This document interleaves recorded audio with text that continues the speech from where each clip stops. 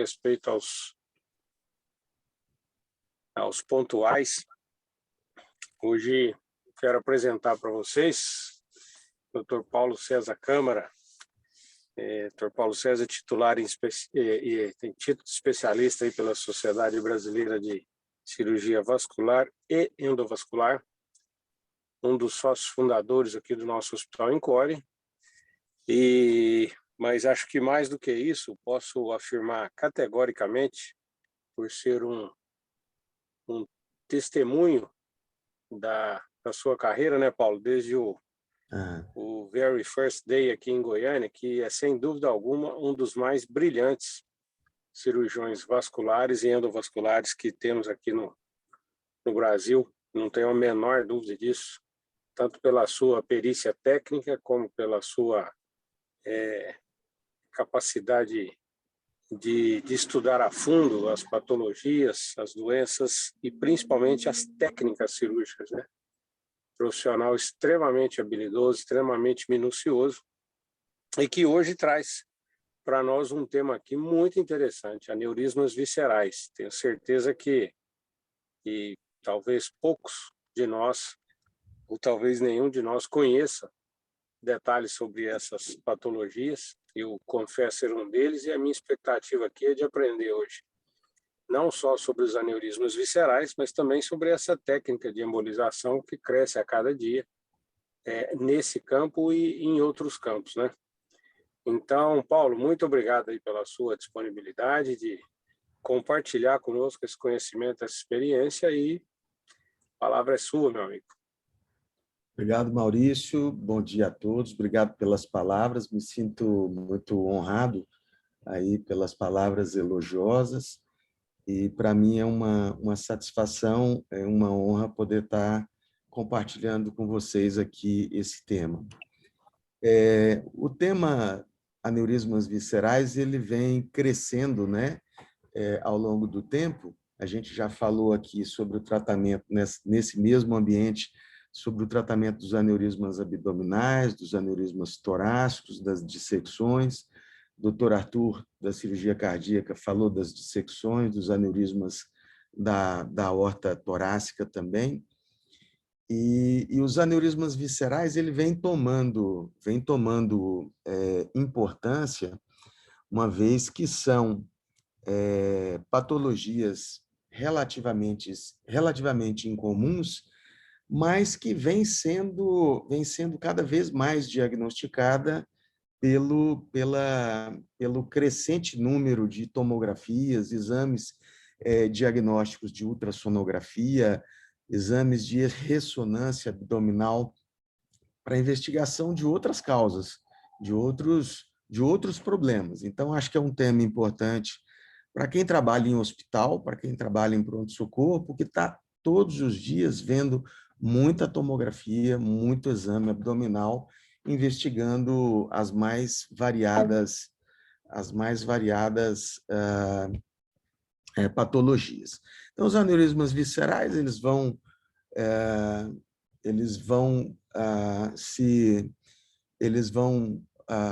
compreender, né, os aneurismas do tronco celíaco, das artérias hepáticas, esplênicas, mesentéricas e renais.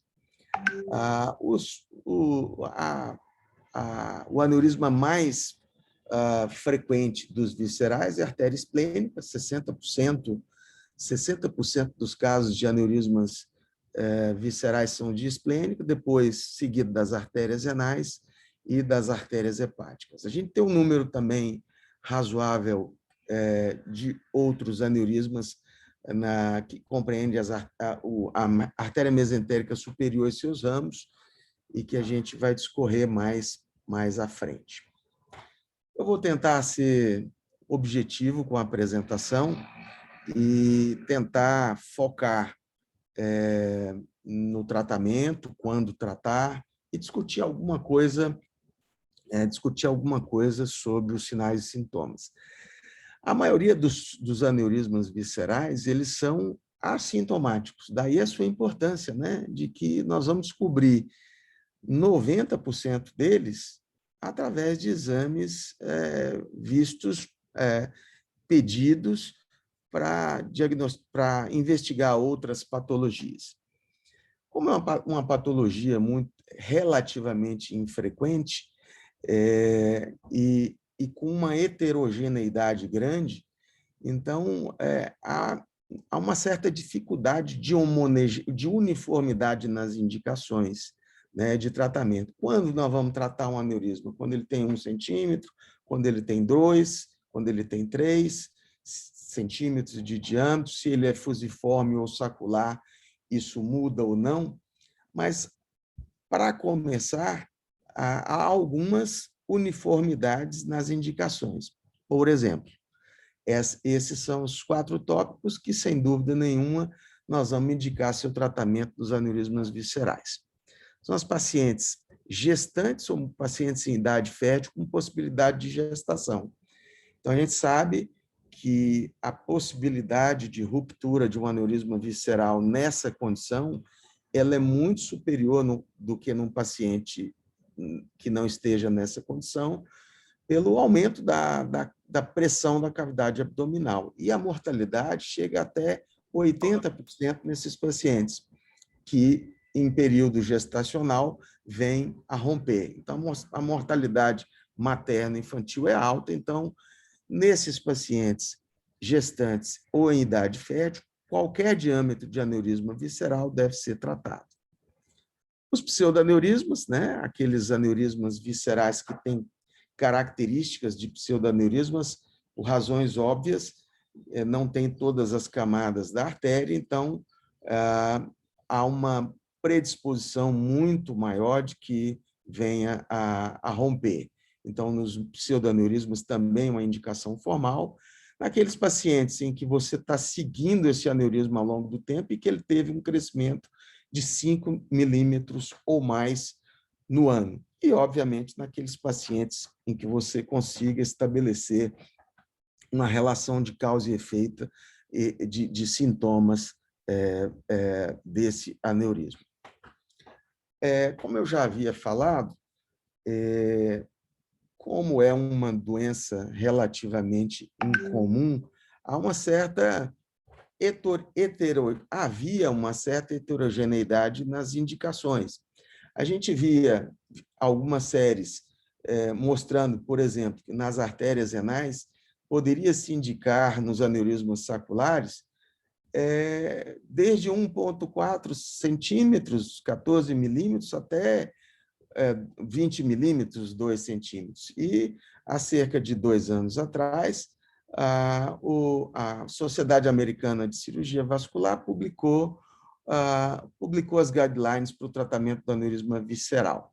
E isso pode ser resumido nesse quadro aqui, e que eu vou tentar resumir rapidamente para a gente entender como funcionam, principalmente, eu acho que é o mais importante aqui, a gente entender as indicações dos tratamentos dos aneurismas viscerais. Nas artérias esplênicas, houve uma mudança, antes de 2020, indicava-se com 2 centímetros, hoje se indica com 3 centímetros ou mais, essas outras indicações já foram faladas. Nos aneurismas do tronco celíaco, com 2 centímetros, nas artérias renais, 3 centímetros, mas há uma certa tendência de individualização das indicações. Assim, acho que não é razoável a gente indicar o tratamento com embolização nos aneurismas de 3 centímetros, por exemplo, numa artéria de 2, 3 milímetros dentro de um parênquima renal. Então, me parece que a gente deve individualizar ao máximo as indicações. Um aneurisma de 2 centímetros dentro de um parênquima é totalmente diferente de um aneurisma de 2 centímetros nessa posição. Há uma diferença também muito grande entre um aneurisma fusiforme, que tem uma menor probabilidade de ruptura, do que um aneurisma sacular.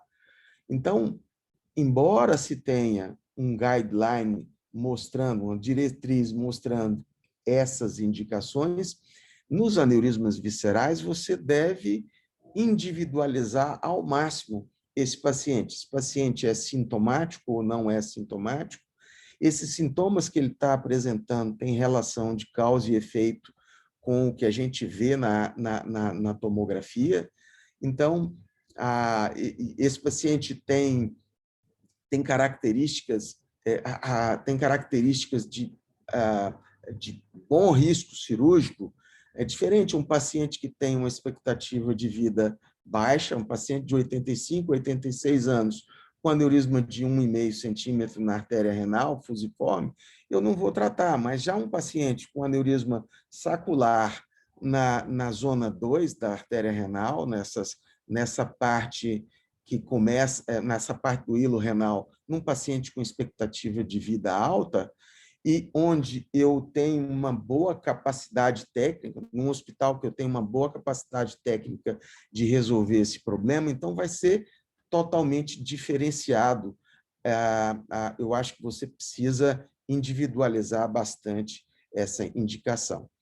Aqui, só para chamar a atenção, nas artérias jejunais e ileais, 2 centímetros, todos os pacientes que tiverem um aneurisma na artéria mesentérica superior devem ser tratados pelo potencial de letalidade. Quer dizer, ninguém vai conseguir sobreviver a uma complicação, por exemplo, de uma obstrução por embolização, por formação de coágulo dentro desse aneurisma da artéria mesentérica superior.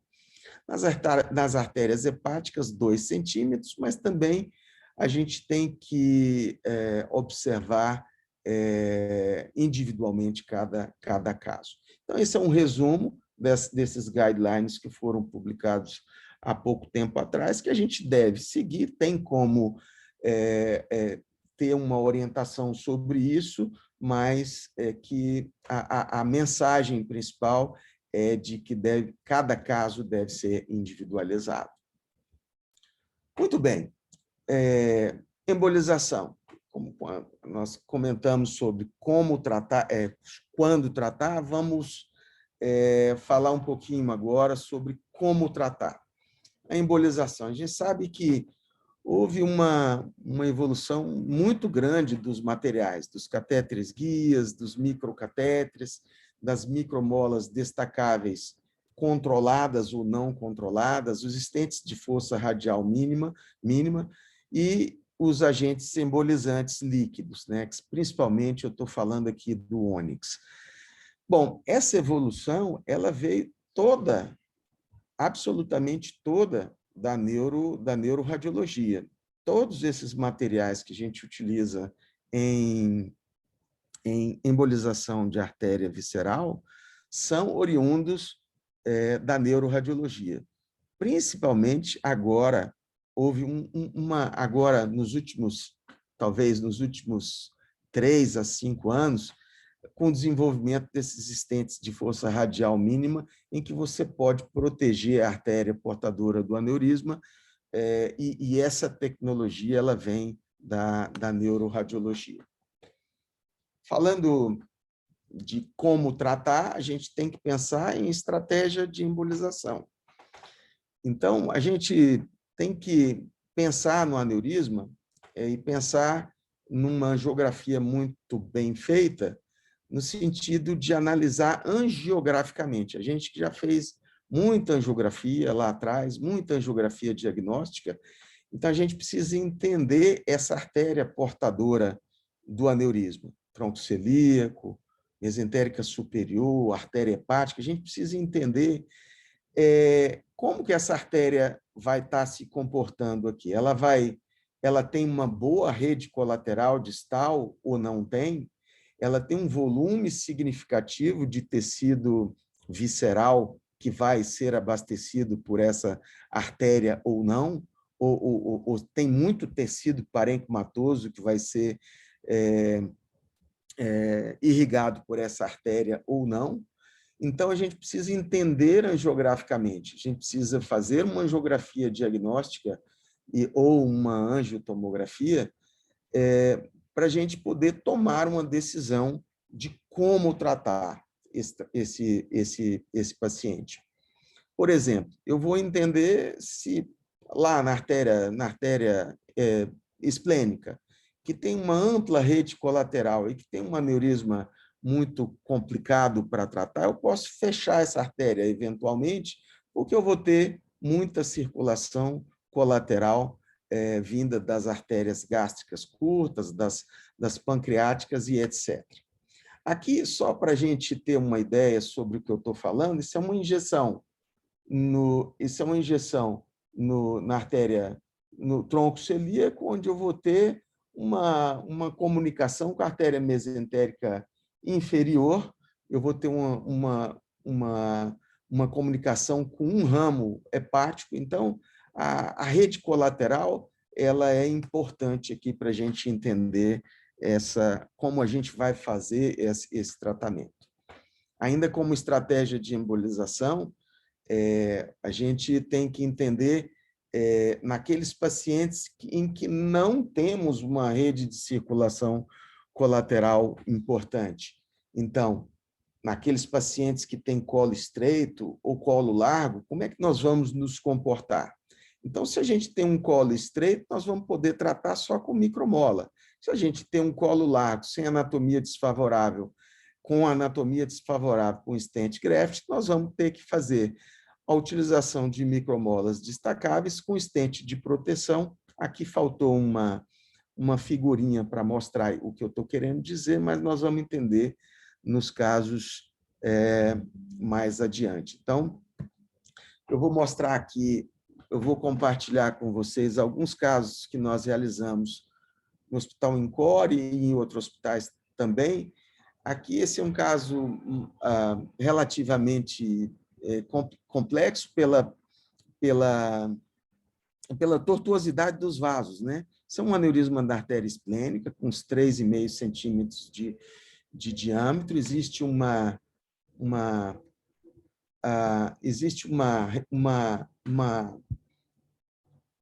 tortuosidade muito grande aqui no começo. Olha como dá volta esse fio-guia e como dá volta esse fio-guia para que a gente consiga chegar na artéria tratada. Esse é um aneurisma fusiforme, é mais complexo de tratar, e aqui eu queria falar do stent de proteção para preservar o parênquima distal. Então, observe que o microcatéter ele entra no aneurisma, a gente seletiva para a artéria principal, que vai irrigar o parênquima, para a gente colocar um stent nessa posição e embolizar o aneurisma propriamente dito com as molas. Aqui é a extremidade distal do stent, aqui é a extremidade proximal do stent, que protege a circulação do parênquima do baço, do parênquima esplênico, com a embolização e compactação do aneurisma propriamente dito. Então, aqui um outro aneurisma da artéria esplênica, sacular, de grande volume, no hilo hepático.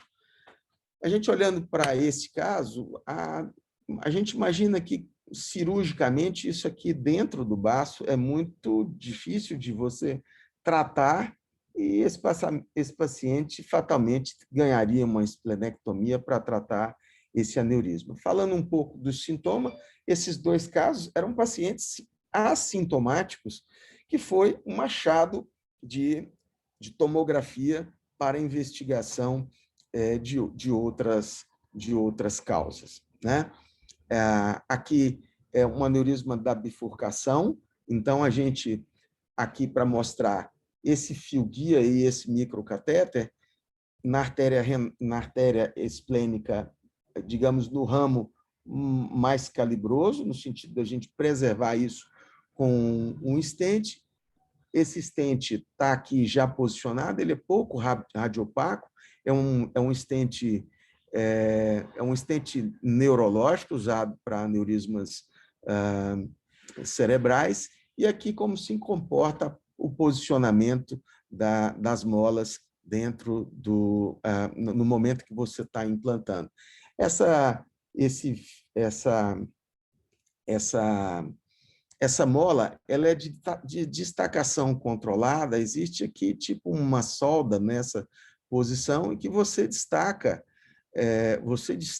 essa mola com eletricidade. Um pequeno choque aqui, você você destaca essa mola, ou seja, eu posso reposicionar essa mola de acordo com o que for mais adequado com a anatomia do paciente. Esse é o aspecto final. Há uma preservação, aqui a malha, aqui começa o stent, aqui termina o stent, que serve de proteção para o fluxo visceral, né? E o aspecto compactado das molas. Aqui é um outro caso, um pouco diferente, um aneurisma da artéria esplênica, em que o paciente chegou no pronto-socorro com dor importante em flanco direito, irradiado para a região dorsal e lombar, e com hematúria franca. Então, a primeira hipótese para esse paciente na investigação foi um cálculo renal, e na tomografia vista no pronto-socorro, viu-se esse aneurisma e que precisou ser tratado. Observem que é um aneurisma de um aspecto heterogêneo, um aneurisma que estava instável, sangrou, e isso fez hematúria, fez dor importante. Esses aneurismas rompem e é um risco de vida, né? Esses aneurismas, quando rompem, têm uma mortalidade de até 40%. Então, importante a gente estar preparado, a gente estar com o pronto-socorro atento a esse diagnóstico. O pessoal do pronto-socorro vê muita tomografia diariamente, vê o paciente sintomático e também vê o paciente assintomático, né? Esse é um aneurisma sacular grande, também de bifurcação nessa região, e que a gente, como estratégia de tratamento, não poderíamos simplesmente matar esse ramo grande aqui, ou quiçá os dois ramos, né? Se a embolização viesse a ocluir essa artéria. A gente faria então uma nefrectomia, que seria muito ruim para o paciente. Então, estratégia de tratamento: um stent, observe que isso aqui é a pontinha do stent, isso aqui através de um catéter, dois microcatéteres coaxiais dentro de um catéter maior, um microcatéter para embolização e o stent para salvar a circulação desse ramo. O aneurisma tratado, compactado, e a circulação para dentro da artéria, que não teria circulação colateral, essa é uma circulação praticamente terminal, ela não é totalmente terminal, tem alguma conexão entre a suprarrenal e o rim, mas é muito pouco para poder salvar uma situação como essa. Então, ficou com um bom aspecto e com a circulação do rim salva. Aqui, um outro caso, também era uma paciente sintomática, né? Essa a gente pôde tratar eletivamente, tivemos que elaborar um pouco mais. Aqui parecia um paciente com aneurisma complexo, no hilo renal, uma paciente sintomática com hematúria, parecendo um aneurisma trilobulado. Na verdade, isso aqui era uma paciente com uma displasia fibromuscular da artéria renal. Isso aqui essa primeira parte, na verdade, não é um aneurisma, isso é uma curvatura nessa primeira volta. Tem uma certa ectasia, mas o aneurisma propriamente dito é um aneurisma bi ou trilobulado nessa posição. Então, aqui, para os senhores observarem a anatomia, como é importante a gente ter uma anatomia, uma angiografia bem feita, para a gente não confundir isso com aneurisma, e isso, na verdade, é uma ectasia com uma tortuosidade, e o aneurisma trilobulado envolvendo duas artérias importantes. Então, como é circulação terminal aqui, nessa posição, a gente resolveu fazer uma técnica um pouco mais elaborada. Considerando isso aqui como uma curvatura, a gente colocou um stent de proteção, um stent neurológico de proteção para essa artéria mais inferior e esse balão de proteção no momento da embolização. Então, no momento da embolização, a gente, na hora da destacação das molas, a gente insufla esse balão, é um balãozinho pequeno de neuro também, um balãozinho que se chama Hyperlight, bastante macio, que não estraga, bastante complacente, que não estraga a artéria, não machuca a artéria, não produz problema na artéria e você impede que haja uma protrusão das molas para dentro da artéria portadora do aneurisma. Então, observem aqui, um stent posicionado, o balão posicionado, e nessa fotografia aqui, o aneurisma trilobulado, bastante complexo, sintomático e com resultado bastante favorável. Quer dizer, pode ser que no futuro essa ectasia aqui, que na verdade é mais uma curva, pode ser que a gente precise tratar, mas a gente vai tratar de uma maneira mais eletiva, mais favorável. Todas as 3 artérias, polo superior, mesorrim, polo inferior, preservado com o aneurisma tratado. Essa paciente está super bem. Aqui é um outro caso de um pseudoaneurisma pós-dissecção e infarto parcial do rim. Esse paciente ele chegou no pronto-socorro do antigo Hospital Lúcio Rebelo com muita dor, um quadro de dor lancinante, dor lombar lancinante. A hipótese inicial era de cálculo renal, mas que, na verdade, na tomografia, viu-se esse infarto renal parcial e um certo ofuscamento nessa porção da artéria renal do mesorrim. Então, a gente fez um diagnóstico de dissecção. O plano aqui era tratar, esse aqui é um stent neurológico também, ainda é utilizado, mas menos utilizado, o Neuroform. Nós colocamos para preservar o pouco de circulação que ainda tinha para o mesorrim e tratar o sintoma do paciente, porque isso aqui tem uma capacidade de ruptura muito grande. Não colocamos só o Neuroform, não foi suficiente para excluir a dissecção, e tratamos aquela dissecção com um pouco de molas, micromolas de destacação controlada. Esse aqui foi muito interessante, esse paciente, porque ele referiu uma melhora dos sintomas assim, muito significativa no momento que a gente implantou as molas. Então, esse é um caso de muita...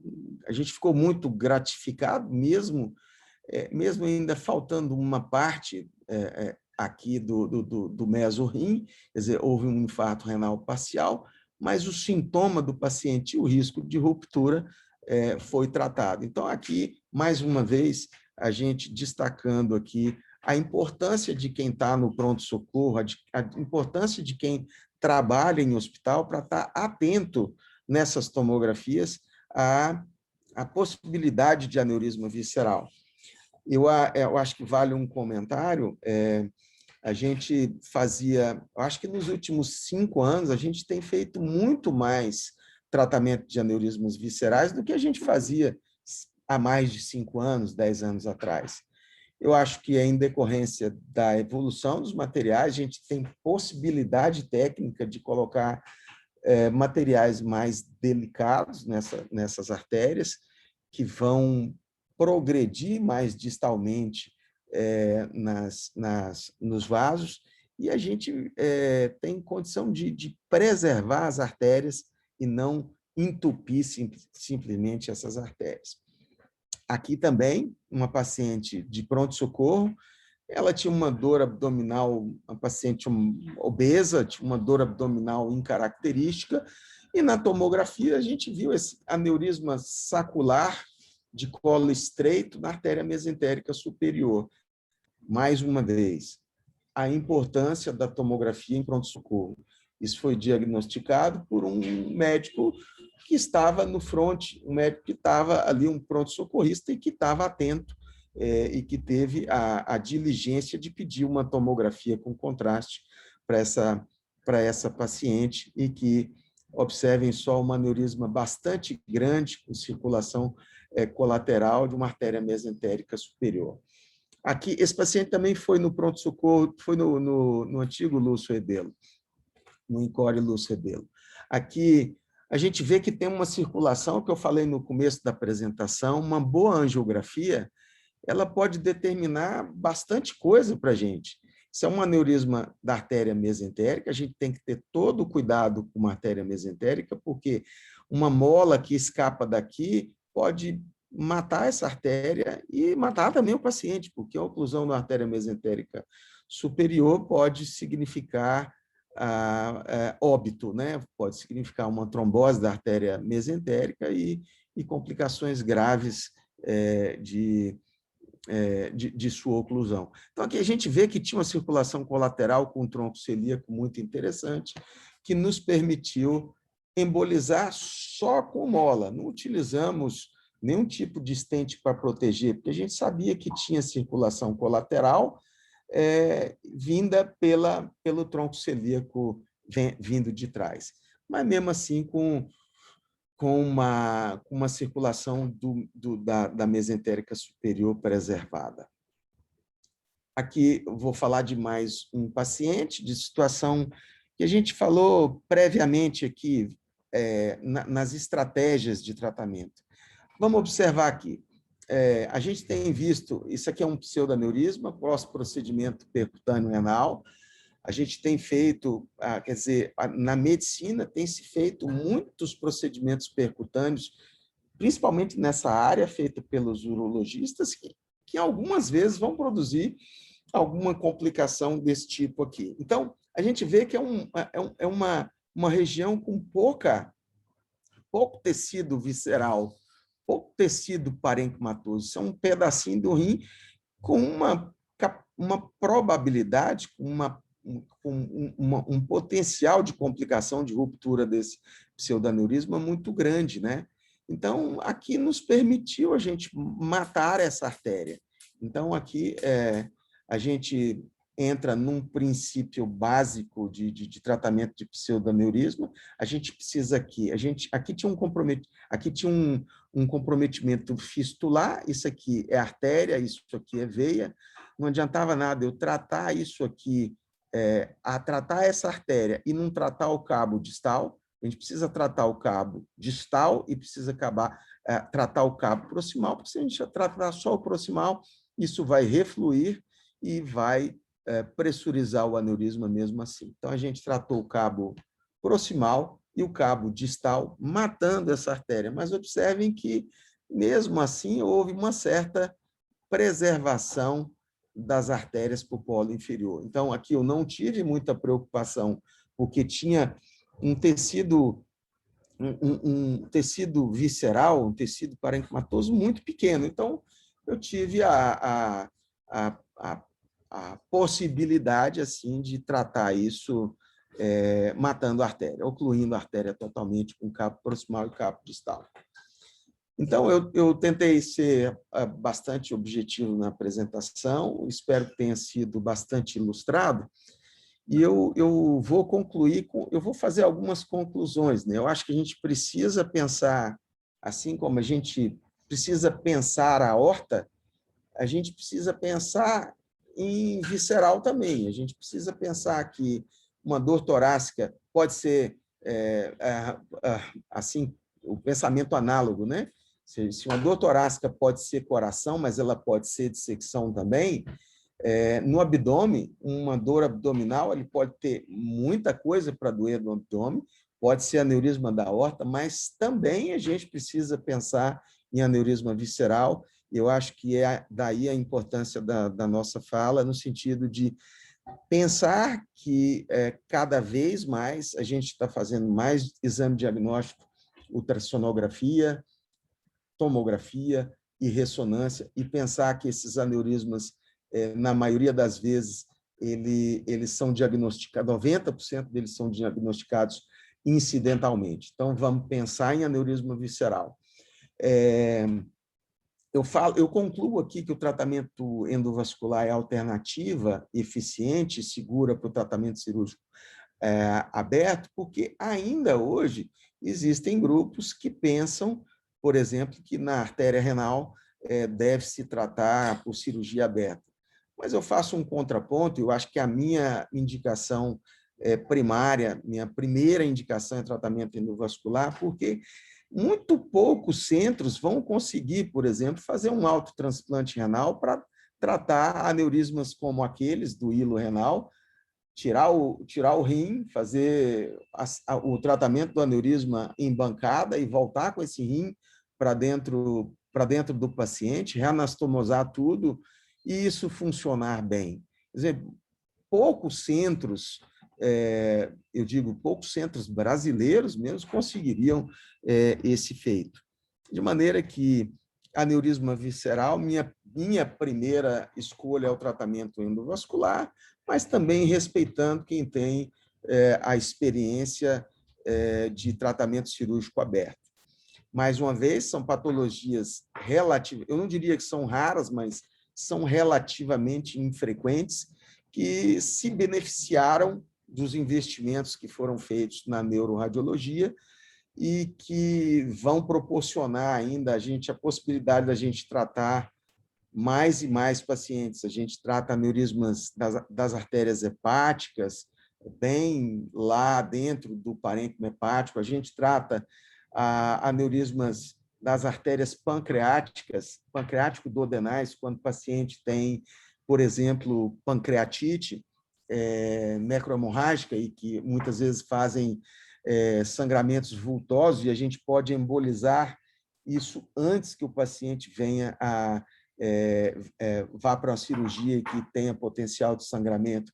Então, eu acho que a minha mensagem final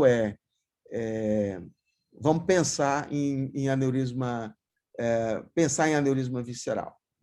Espero poder ter contribuído. Muito obrigado.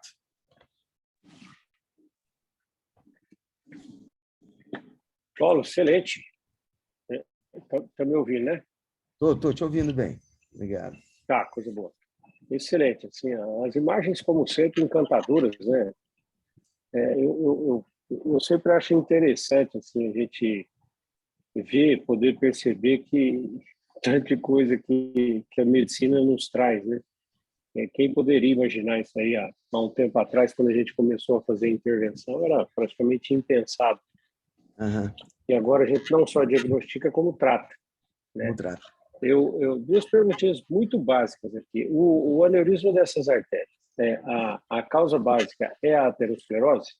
E já engatando a segunda pergunta, o pseudaneurisma, fico pensando, o pseudaneurisma naquela posição do rim 2 que você mostrou aí, como que ele acontece? É trauma? Um parece que foi por dissecção, imagino que dissecção espontânea, imagino que hipertensão. Então, como que acontece isso? O que já se sabe disso? Multifatorial, Maurício, como em tudo, né? Multifatorial, hipertensão, predisposição genética do aparecimento desses aneurismas. A gente tem que diferenciar bem os aneurismas fusiformes dos saculares. Eu acho que essa predisposição da alteração do componente da parede do vaso, aquela relação elastina e colágeno, ela é importante aqui. O tabagismo, o aneurisma fusiforme, a gente poderia entender como uma causa aterosclerótica por si só, mas aqueles aneurismas saculares de pacientes jovens, em posição esplênica, em posição renal, eles não são assim tidos como ateroscleróticos propriamente ditos, mas sim como alteração da parede do vaso propriamente dita. né? Uma outra causa importante de aneurismas, principalmente na artéria renal, é a displasia fibromuscular. A gente viu um caso aí tratado, né? Displasia fibromuscular que, por alterações da camada mesmo, em algum momento aquilo pode dilatar. Então, eu diria assim, multifatorial, né? Tá, uma pergunta aí do Marcos. Você acha que para o rastreio desses aneurismas viscerais deve seguir os mesmos preceitos do rastreio do aneurisma de aorta abdominal? Tem algum perfil de paciente que você procuraria o aneurisma ou a gente vai seguir encontrando ele, eu diria que quase que por acaso, diante de sintomas abdominais ou de pesquisas de outras doenças? Olha, Maurício, os dados aí da literatura, vou te dar um dado assim, bem interessante. A maior série de aneurismas viscerais tratados que existe até hoje é da Mayo Clinic. Sabe quantos casos tem? 177 casos. 177 apenas. Então, são patologias são relativamente infrequentes. Então, acho que no custo-benefício, a gente colocar no nosso programa, assim, olha, eu vou rastrear isso para poder encontrar 0,1%, 0,2%, 0,3% numa população bem grande, eu acho que não parece razoável. Assim, é uma impressão. Séries grandes. Cleveland Clinic publicou 75 casos, que juntou-se com 177 casos da Mayo Clinic e mais meia dúzia de casos publicados e que puderam sair publicar aquelas diretrizes lá. Então, assim, um rastreamento não me parece razoável. Assim, olha, eu vou procurar. Mas a gente tem os dados de que tomografia se faz todo dia no pronto-socorro. Todo dia. Quantas tomografias nosso hospital faz todos os dias para investigar a dor abdominal? Eu acho que o radiologista, eles estão hoje muito mais bem treinados do que outrora. Nós estamos muito mais bem treinados e bem capacitados do que outrora. Então, pensar em aneurisma visceral. Eu acho que tentar estabelecer relação de causa e efeito. 90% dos casos são encontrados, são diagnosticados por exames incidentais, digamos. São achados incidentais, 90% deles. Só alguma pergunta aí? Não sei se temos outros, não reparei se temos outros vasculares aí na nossa audiência. Alguma dúvida? Paulo, do ponto de vista do preparo clínico, tratamento clínico pré e pós, segue os preceitos do aneurisma dos stents, a escopidogrel após o implante, pré-implante, anticoagulação. Eu acho assim, Maurício, nesses aneurismas que a gente coloca o stent, precisa obrigatoriamente do clopidogrel, principalmente nessas artérias menores, como naquela artéria renal que eu mostrei, uma artéria muito pequena, né? Uma artéria, embora o stent ele seja ele é muito molinho e ele é muito pouco agressivo, mas a gente observa que tem uma hiperplasia miointimal quando a gente estuda geograficamente esses pacientes depois. Eu acho que o clopidogrel pré e pós, ele é muito importante, sabe? Quando esses aneurismas complicam, eles complicam mais por ruptura e sangramento ou trombose? Mais por ruptura, Maurício, mais por ruptura. Esses aneurismas, por exemplo, eu daria ênfase. Primeira coisa, mulher jovem, idade fértil, precisa tratar, porque eles rompem mesmo na gravidez. Rompem e a mortalidade materno-infantil é altíssima, vai de 50% a 80% no caso de ruptura. Então, mulher jovem com aneurisma de esplênica renal precisa de tratamento prévio. Eu acho assim, você tinha perguntado sobre o segmento, né? Segmento pós. Segmento pós, eu sigo com ultrassom Doppler, né? Nas artérias renais e mesentéricas são mais fáceis de enxergar do que na artéria esplênica. Às vezes na artéria esplênica, às vezes na artéria hepática, às vezes fica muito profundo para o Doppler ver. A gente faz angiotomo, mas muitas vezes o aspecto tomográfico das molas às vezes atrapalha a interpretação da imagem, porque aquele brilho que a mola faz no exame atrapalha a interpretação. Muitas vezes você tem que fazer uma angiografia de vez em quando para saber. Na artéria renal, senhora, o paciente, você embolizou o paciente e, de repente, começou ali não tinha hipertensão e agora está começando a fazer hipertensão. A gente pode desconfiar de hipertensão renovascular, vai fazer uma angiografia, tem um estreitamento no estente, se trata ali com angioplastia por balão farmacológico, né, para tratar. Basicamente isso aí. Excelente.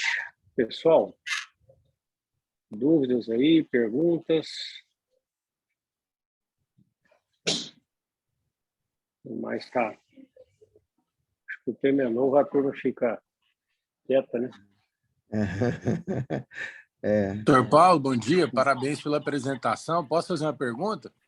Oi, Fredão. Claro Pode. que sim, bom dia. Pode sim. Doutor Paulo, eu estava vendo as imagens, parabéns, né? Não é qualquer um que tem uma casuística dessa, mas a gente fica curioso, assim, a necessidade da embolização com as micromolas e o posicionamento do stent graft. Assim, até pode ser simplista a minha pergunta, mas só o graft não isolaria esse aneurisma às vezes? Eu estou partindo do raciocínio, às vezes, que vocês fazem nas dissecções, né? Vocês colocam uma endoprótese que exclui o aneurisma, né? Aquele flapping que às vezes podia retroalimentar o aneurisma, às vezes ele é colabado e ele é excluído e vida que segue. Nessas artérias viscerais, o senhor toma esse cuidado de fazer essa embolização com as micromolas? Assim, eu estou falando só além do stent graft.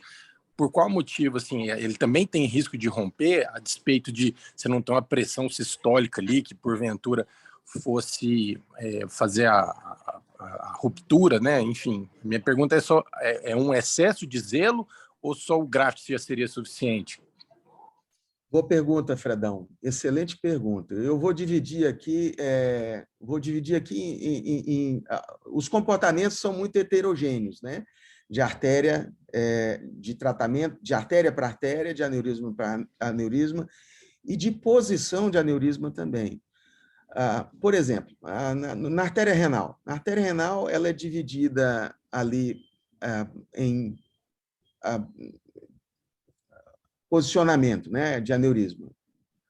Na artéria renal principal, posicionamento 1, no hilo, posicionamento 2 e no parênquima, posicionamento 3. Então, se você tem um aneurisma exclusivo da posicionamento 1, do tronco da artéria, da parte troncular da artéria, e que eu tenho um colo proximal e um colo distal suficiente para eu colocar um stent graft, eu vou tratar o mais simplista possível. Eu vou botar um stent graft, a circulação vai passar por dentro do stent graft, nesse raciocínio que você apresentou. Mas em uma boa parte das vezes, eu diria a maior parte das vezes, os aneurismas não são assim. Ele tem ramo saindo do aneurisma, ele não tem colo distal. Por exemplo, quando eu estou na posição 2 e 3 na artéria renal, se eu colocar um stent graft privilegiando um ramo, eu vou matar o outro ramo, matar a outra metade do rim ou um terço do rim.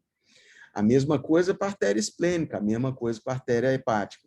Se eu tenho uma bifurcação, Então, como que eu vou colocar um stent graft? Eu não vou poder matar uma parte, sacrificar uma parte da artéria. Eu vou ter que, necessariamente, preservar o fluxo daquela artéria, colocando um stent não vazado, aquele stent não vazado que eu mostrei várias vezes aqui, eu passo o microcatéter por dentro dele para que a mola não faça protrusão para dentro da artéria portadora do aneurisma. O stent graft ele vai me servir, por exemplo, no meio de uma artéria, num terço médio ou proximal, uma artéria renal, num terço médio de uma artéria esplênica, de um terço médio de uma artéria hepática própria. Já num tronco celíaco, por exemplo, dificilmente eu vou ter condição de preservar uma aneurisma, preservar a circulação da artéria de um ramo em detrimento de outro. Então, daí eu prefiro mola e stent em aneurismas de colo largo e mola somente em aneurismas de colo estreito, sem circulação colateral. Eu não sei se eu consegui responder a sua pergunta, mas basicamente é anatomia. Se a anatomia favorável, colo proximal, colo distal, para stent graft, eu coloco stent graft. Se não, mola com stent de proteção. Não, ficou ótimo. Excelente, entendi, sim. Obrigado.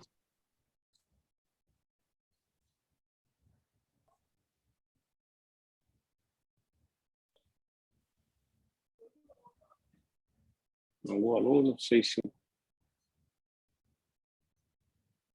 Opa.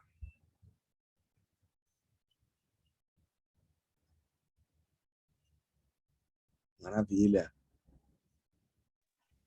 Opa, acho que perdi um pouco da conexão aqui. Paulo, acho que a última perguntinha aí para a gente encerrar.